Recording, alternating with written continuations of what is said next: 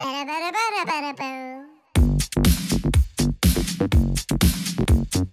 and welcome to Tobisonics. It is Tuesday the 13th of July 2021. I hope you all had great weekends and that you had a chance to get out into the fresh air and the sunshine. Virtual synthesizers present us with an incredible range of customization options. But for beginners, this can feel like a bewildering set of options, and a lot of people feel trapped into just using presets. In this week's episode, we're going to go through a couple of simple things to customize your virtual synthesizer that anyone can do regardless of your experience. And for the purposes of our demonstration, we're going to be using Arturia's emulation of the synthesizer that started it all, their Modular V. The revival of a legend. This is the one that switched on the synthesizer in popular music. Huge, massive, powerful, flexible, all of this recreated in great detail for you. That is how Arturia described the Modular V on their website. As regular viewers of this channel will know, I like to keep things as tangible as possible. So we're going to be breaking open the production for a track that I'm working on right now that's going to form part of the EP that I'm releasing in the autumn this year. And this is not going to be some sort of abstract demonstration that just makes use of the production. These are things that I did to get the bass line to where I needed it to be in the production. Alright then, let's start off by comparing what I started with what I ended up with. So right now, what we've got playing in the background is the original preset bass line. Let's do one more rep with just the preset bass line, and then I'll drop in my adjusted bass line so you guys can make a direct comparison.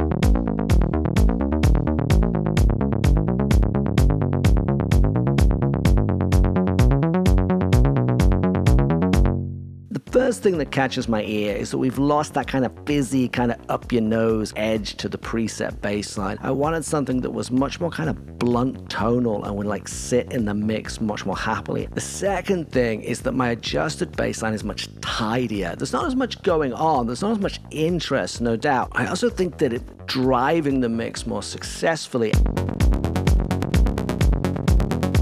Let's go through the different steps in the order in which I applied them. That way you guys can hear my decision-making process as it unfolds. Also, I'm recording this at 10 p.m. Friday evening, and it's a lot easier on my brain that way. We're going to start with the keyboard controllers, specifically the bend range. We're going to be looking at pitch and filter.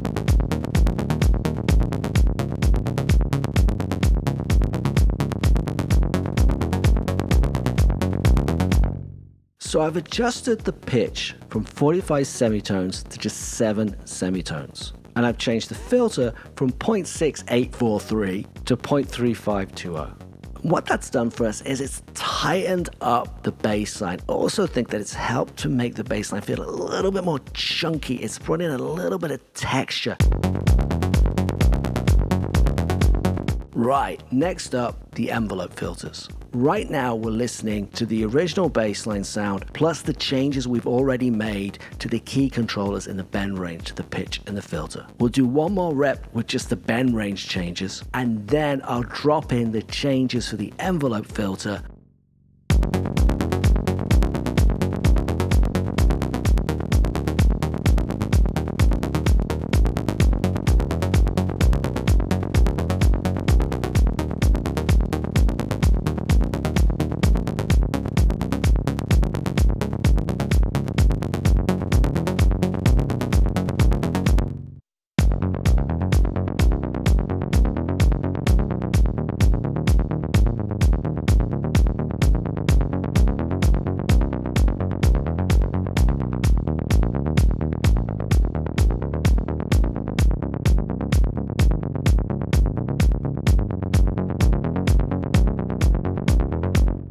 As you guys can hear, the envelope filters have made a big difference to the sound of this bass. That kind of top kind of fizziness that I didn't really like, wasn't really working for me, that's gone. We've got a much more kind of tight tonal kind of sound going here. It's much more driving, it's much more in the slot, it's much more sticking in its register.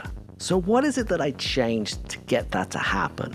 The way that I like to set envelope filters, it's pretty simple, it's pretty intuitive. I find it really useful to push the sliders from one extreme to the other so I can really hear what's going on and then dial in what I want. Once I've got these things sitting where I kind of want them, I then set them according to BPM. Why do I do that?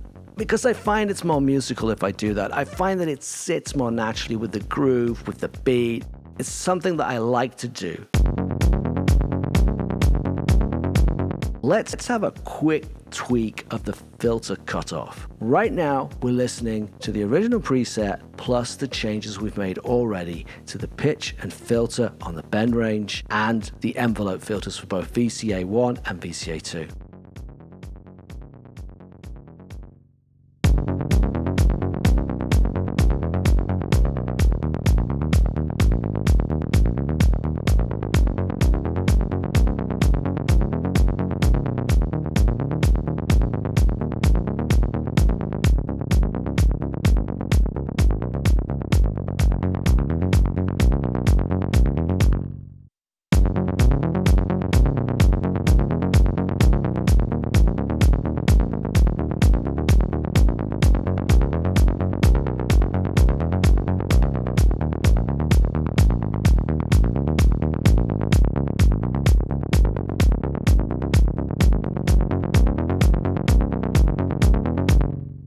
Before with the envelope filters, we had a big difference. We got us a long way towards our sound. The difference here is not the difference between night and day, but what it's doing is it's just giving a little bit more top on the bass. It's just helping it stand up a little bit. The way we've done that, well, it's not a big change at all. We've gone from 720 Hertz up to 750 Hertz. That's it. Hardly anything at all, but it just gives us that little bit of top on the bass line just to help it sit up.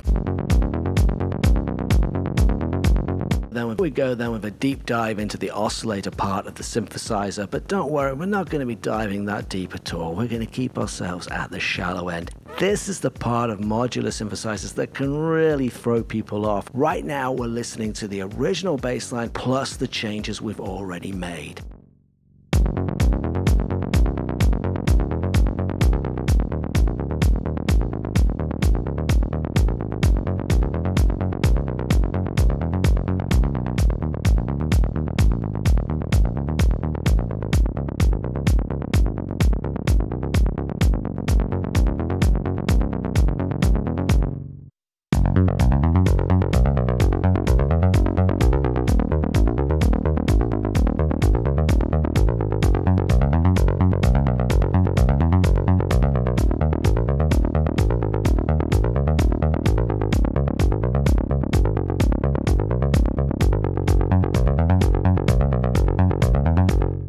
So in all the great mess of fantastic options that the modular synthesizer gives us, I've actually only switched 2 controls. The first thing to do is to work out which oscillators are making a difference and which ones aren't, and that's pretty simple to do. It's the ones that are connected by the patching cables. Once you've done that, you want to have a look at these range options that you can see for each of the oscillators. And all I've done is I've taken the first one and I've changed it from an octave below to tuned, and then I've taken the fourth one and I've changed it from tuned to an octave below. What that's done for us is it's given us a much tighter bass line. It's got rid of that rumble that was kind of dragging the bass line and slowing it down like a yachting dog. And it's also given us some more top. It's given us a little bit more brightness. It's made it feel a bit more pop, a bit more like an arcade bass line, a little less menacing and more fun and more accessible and more funky.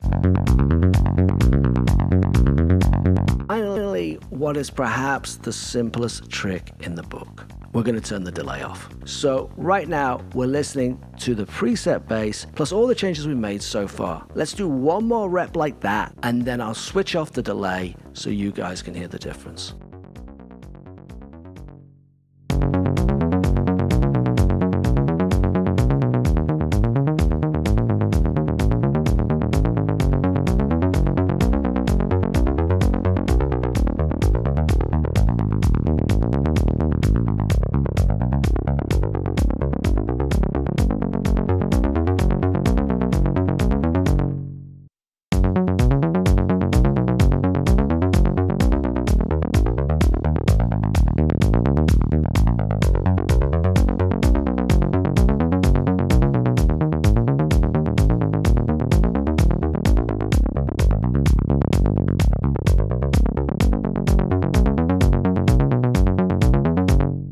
straight off the bat, it has tidied the bass line up a lot, and I love that. And all we've done to achieve that is just switch it off VCA1, switch it off VCA2. That's it, nothing else. Very straightforward. It has thinned the bass out quite a bit, probably a bit too much, and I'll probably have to have a little bit of a look at that further down the way. All right then, let's go through everything we've done. Right now, you can just hear the kick drum going. We'll start off with 1 rep with the original bass preset. Then we'll do a rep for each of the different stages that we went through.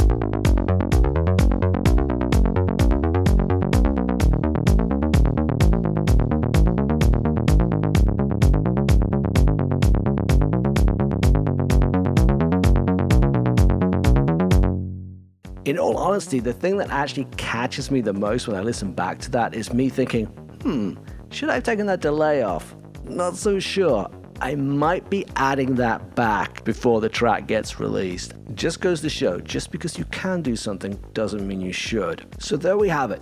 With some simple steps, we've been able to tweak the original preset to fit the sound and feel that we want for our own production. Everything there is very accessible, very simple. There are a lot more things you can do. A couple of things to think about. Check out the MIDI sync. A lot of things in synthesizers will be synced to the MIDI or not. Try flicking it on and off and see if it helps sit the track better or worse. Another thing to try and play with is glissando or portamento. That's how one note travels to the other. Whether it makes a very clean transition from a clear-cut note to a separate clear-cut note, or whether it kind of slides and slurs across, which can be a very cool, very, very engaging effect. And remember, these simple techniques will apply to any synthesizer, whether it's a modular synthesizer or wavetable or sample-based or what have you. Hope is that for the beginners out there that are watching this, I hope that's giving you some confidence to get in there, have a play with them, and see what you can get so you can start finding your own sound.